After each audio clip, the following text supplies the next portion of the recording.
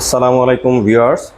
আজকে আপনাদের মাঝে আমি ব্রিক্স অ্যান্ড টাইলসের পক্ষ থেকে কিছু হেভি লোডেড পার্কিং ব্লকের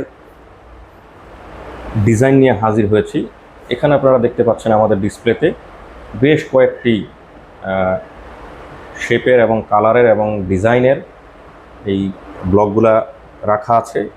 আমি এই ব্লকটা দিয়ে আপনাদেরকে দেখাচ্ছি যে এটা কতখানি মোটা, এটার থিকনেস 3 ইঞ্চি পর্যন্ত এটার থিকনেস হয় এবং এগুলা অনেক হেভি লোডেড পার্কিং এরিয়া যেখানে আছে সেখানে ব্যবহার করা যায়।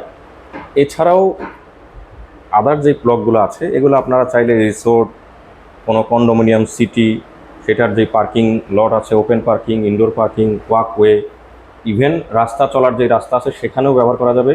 এগুলো এতটাই মজবুত এবং এতই লোড নিতে পারে যে এটা 5 টন 10 টন ট্রাকও যদি এর উপরে চলাচল করে তাতেও এর কোনো ক্ষয়ক্ষতি হবে না।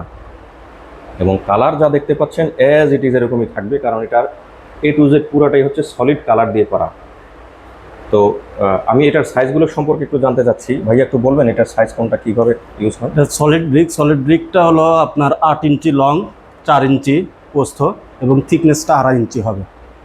এটার যেমন এটা 10 ইঞ্চি হচ্ছে লং হবে এবং হচ্ছে প্রস্থটা হবে 5 ইঞ্চি, আর থিকনেসটা হবে এটা 3 ইঞ্চি থিকনেস, এটা সর্বোচ্চ 3 ইঞ্চি থিকনেসই হবে।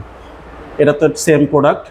এটা আরেকটা প্রোডাক্ট আমাদের, এটা 10 ইঞ্চি লং হবে, 6 ইঞ্চি প্রস্থ হবে এবং এটা থিকনেসটা 2.5 ইঞ্চি করা যাবে। এই হল বিষয়।